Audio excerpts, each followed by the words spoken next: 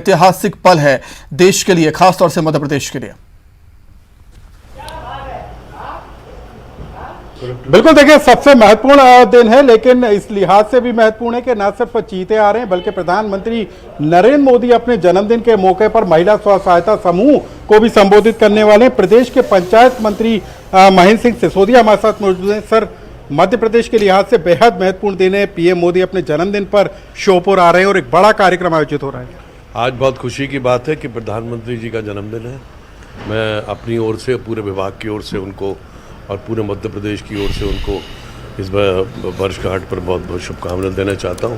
साथ ही आज उनका आगमन हमारे मध्य प्रदेश में हो रहा है, यही एक अभूतपूर्व घटना है कि चीतों को छोड़ने के लिए माननीय प्रधानमंत्री जी हमारे बीच में हैं। और सबसे बड़ा जो प्रोग्राम आज हमारा विभाग का जो है SHG ग्रुप्स का है, जिसमें लाखों महिलाएँ आज अपना आशीर्वाद देने के लिए प्रधानमंत्री जी को स्वयं उपस्थित हो रही हैं।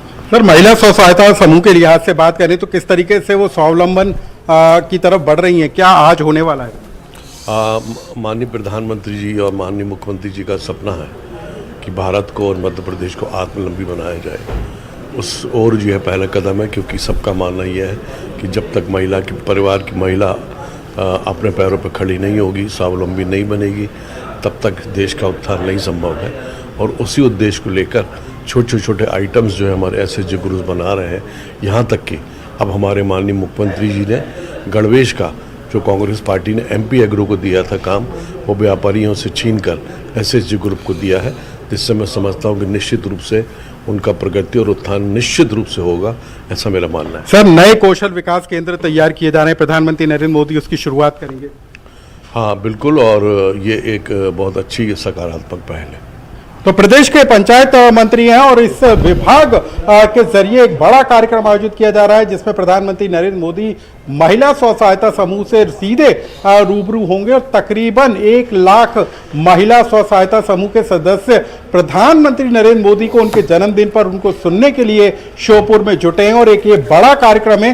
कुछ ही पलों के बाद प्रधानमंत्री नरेंद्र मोदी जब कूनो पालपुर में चीता को रिलीज करेंगे, उसके बाद जो इंतजार है, जो लाखों महिलाओं का इंतजार है कि स्व सहायता समूह के जरिए प्रधानमंत्री नरेंद्र मोदी से वो सीधे रूबरू हों और प्रधानमंत्री को उनके जन्मदिन के मौके पर सुने कि वो कौन सी सौगात, कौन सा ऐलान जो है महिला स्व सहायता समूह के लिए करने वाले हैं, उसी का बेसब्री से इंतजार किया जा रहा है। सबसे अहम बात है कि प्रदेश में किस तरीके से महिला स्व सहायता समूह को मजबूत किया जाए, इस दिशा में राज्य सरकार लगातार काम कर रही है। स्कूल यूनिफॉर्म जो है सिलने की जिम्मेदारी स्व सहायता समूह को सौंपी गई है। पोषण आहार की जिम्मेदारी भी राज्य सरकार ने महिला स्व सहायता समूह को सौंपी है। तो ऐसे में आज का दिन न सिर्फ महिला स्व सहायता समूह के लिए खास रहने वाला है, बल्कि प्रधानमंत्री नरेंद्र मोदी जब उनके बीच में पहुंचेंगे तो केंद्र सरकार की कौन सी योजना का वो ऐलान अपने जन्मदिन के मौके पर कर सकते हैं, इस पर भी सभी की नजरें होंगी। जी बिल्कुल। शैलेंद्र, आपका रुख करना चाहूंगा मैं। एक बड़ी चुनौती होगी कि एक विलुप्त प्रजाति को फिर से बसाने की तैयारी है, और यही वजह है कि खबर यह भी है कि आसपास के गांव में जो जानवर हैं उनका वैक्सीनेशन किया जाएगा, ताकि जो चीते हैं वो सुरक्षित रहें, उनमें कोई इन्फेक्शन ना हो।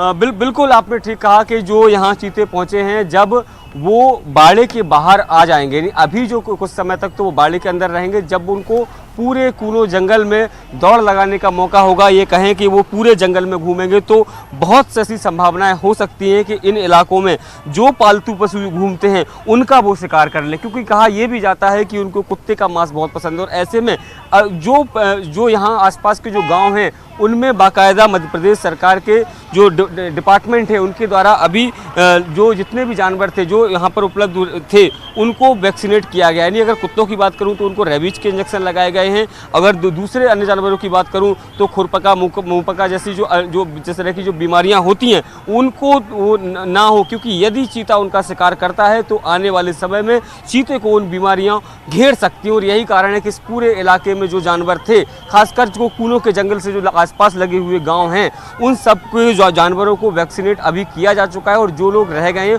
उन पर भी लगातार प्रशासन की नज़र है। आने वाले समय में उन सबको भी वैक्सीनेट किया जाएगा, ताकि चीते जो यहाँ पहुँचे हैं ये किसी तरह की किसी बीमारी में या किसी तरह के वायरस की कोई चपेट में ना आ सकें, और यही कारण है कि इसमें अंदर ही अस्पताल बनाया गया और उसमें एक विशेषज्ञ दल जो है वो 24 घंटे वहाँ मौजूद रहेगा और चीतों की एक्टिविटी पर जो है वो नज़र रखी जाएगी, ताकि यदि किसी भी तरह का कोई सिम्टम दिखता है तो उनका तत्काल इलाज यहीं पर संभव हो सके। तो ये तमाम जो आवश्यक तैयारियां हैं वो मध्य प्रदेश सरकार की द्वारा पहले ही पूरी कर ली गई हैं, और नामीबिया और दक्षिण अफ्रीका की जो टीम है वो यहाँ पहुंची थी, उसने सारी तैयारियों को देखा है और जांचा है कि जो मानक चाहिए, चाहे वह रखरखाव को लेकर हो या फिर उनके खान पान को लेकर हो या उनके इलाज को लेकर हो, वो सारी चीज़ें जो है वो यहाँ पर उपलब्ध हैं। और यही कारण है कि इस इलाके में अब जो चीते पहुँच चुके हैं और अब से कुछ देर बाद देश के प्रधानमंत्री नरेंद्र मोदी उन 8 चीतों को बाड़े से आज़ाद करेंगे। जी।